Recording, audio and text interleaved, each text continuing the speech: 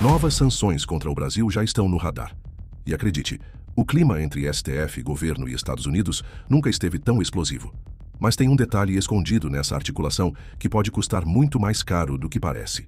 Integrantes do governo e do Supremo Tribunal Federal já estão considerando a possibilidade de Donald Trump aplicar novas sanções contra o Brasil e outras restrições a autoridades brasileiras após o julgamento de Jair Bolsonaro.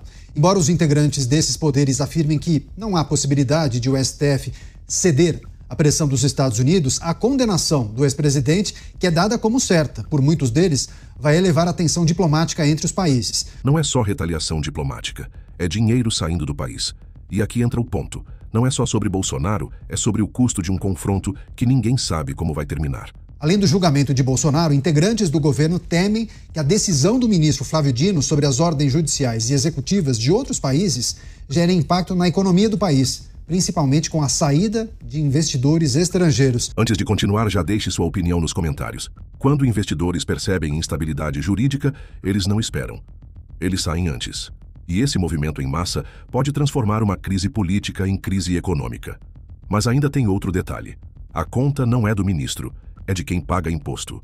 Nós não podemos controlar o que o governo americano fará após o julgamento de Jair Bolsonaro. Se vai aumentar a lei Magnitsky ou não, nós não podemos fazer absolutamente nada em relação a esse tema. Agora, o que está em nosso alcance e nós não estamos fazendo é negociar com o governo americano a redução das tarifas brasileiras. Nós não estamos usando a nossa diplomacia como uma ferramenta de política de Estado para reduzir as tarifas impostas pelos Estados Unidos. Nós não estamos reagindo como deveria um chefe de Estado para melhorar as relações diplomáticas com o nosso segundo maior parceiro comercial. Nós não estamos descobrindo outros canais, juntando sociedade civil, Congresso Nacional, associações de classe, para melhorar as vias de diálogo com os nossos parceiros americanos. Portanto, quem não está fazendo o trabalho que está a nosso alcance é o governo brasileiro. Se o governo brasileiro estivesse dedicado a melhorar as condições diplomáticas, comerciais e as relações bilaterais com os Estados Unidos, nós não estaríamos aqui especulando o que vai ocorrer se o ex-presidente Bolsonaro será condenado ou não pelo Supremo e as consequências disso. Por isso, o problema do Brasil é que nós não nos dedicamos a fazer aquilo que está a nosso alcance bem e nós agimos como crianças que sempre culpam os outros pelos nossos infortúnios, quando, na verdade, o nosso destino é fruto das nossas escolhas e das nossas não escolhas. Percebeu a ironia? De um lado dizem que não há o que fazer, do outro admitem que não estão fazendo o básico. Diplomacia virou disputa ideológica e o país virou refém de um cabo de guerra que não é nosso. A gente precisa considerar as coisas como elas são. A sanção aplicada ao ministro Alexandre de Moraes foi aplicada à pessoa física. Se na sequência desse julgamento mais pessoas forem sancionadas pelos Estados Unidos, são sanções à pessoa física. Até aqui, por enquanto, não se está tratando de uma sanção ao país. Portanto, quando o Brasil reage da forma que tem reagido, ele coloca todo o país à mercê da defesa de um único indivíduo, o que não faz absolutamente nenhum sentido, que não é uma questão de soberania. O fato do ministro Alexandre de Moraes não poder mais ter uma conta nos Estados Unidos, não poder ter patrimônio nos Estados Unidos, não poder ter conta em dólar em nenhum lugar do mundo, não poder mais viajar para os Estados Unidos, só diz respeito a ele. Esse é o nó da história. Sanção individual sendo usada como bandeira nacional. O Brasil carrega nas costas o peso de uma narrativa que não tem nada a ver com soberania, mas com sobrevivência política de poucos. Virão novas sanções.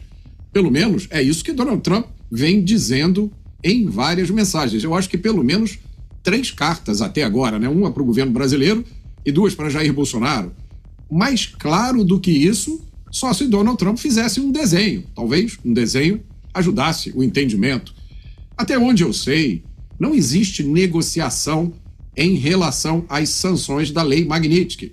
Eu fiz uma pesquisa, procurei precedentes, não existe isso. Quando alguém entra na lista, se eu não me engano é na lista da OFAC, né? É uma lista onde tem as pessoas sancionadas, entrou. O processo para sair é imprevisível, é incerto. Não existe. Olha, vamos fazer o seguinte, vamos combinar aqui, eu faço isso e aí você tira da lista. Trump foi explícito. O preço sobe enquanto houver perseguição. E o recado não é só para ministros, é para o sistema inteiro. O que parecia disputa jurídica já virou negociação de poder direto com a Casa Branca. Algum outro país tratou a questão das tarifas no judiciário norte-americano? Quer dizer, o México, por exemplo. México e Canadá, que são dois países que dependem desse comércio com os Estados Unidos de forma vital. Eles foram lá na Suprema Corte norte-americana, eles contrataram advogados e tal. Ou eles foram mansinhos lá em Washington conversar, foram articular para encontrar um caminho que pudesse fazer sentido para os dois lados? Qual foi a postura que eles adotaram? Os países europeus contrataram advogados, se colocaram ali nas trincheiras dos tribunais para poder mostrar para o Donald Trump que ele não manda isso tudo, não, que nos Estados Unidos tem lei, que ele vai ter que respeitar todo mundo.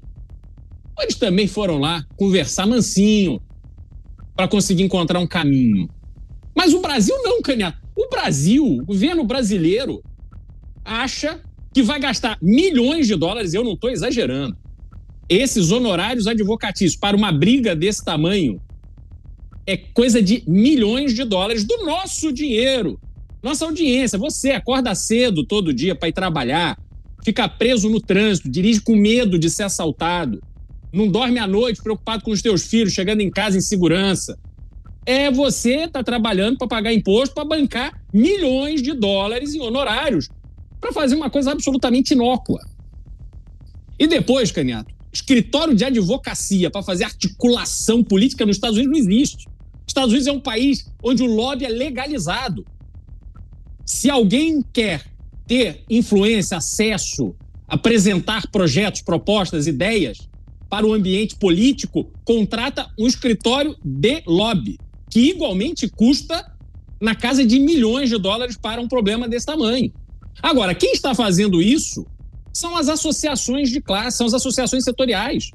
Não precisa o governo brasileiro se aventurar em contratar esses escritórios, porque se um governo que tem embaixada, que tem consulado, escritórios de representação, tem embaixada americana no Brasil, tem consulado americano em diversas cidades brasileiras, se com esse contato todo eles não conseguem articular um avanço concreto a favor do Brasil, não vai ser um escritório de lobby nos Estados Unidos que vai fazer um milagre.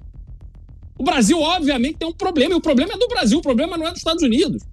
Então, Canhato, essa é uma notícia absurda de cabo a rabo, revela ignorância por parte das autoridades brasileiras, revela arrogância por parte das autoridades brasileiras e demonstra como o nosso dinheiro suado é arrecadado pelo governo para jogar no lixo desses grandes escritórios que cobram uma fortuna para não entregarem resultado. Entendeu o jogo?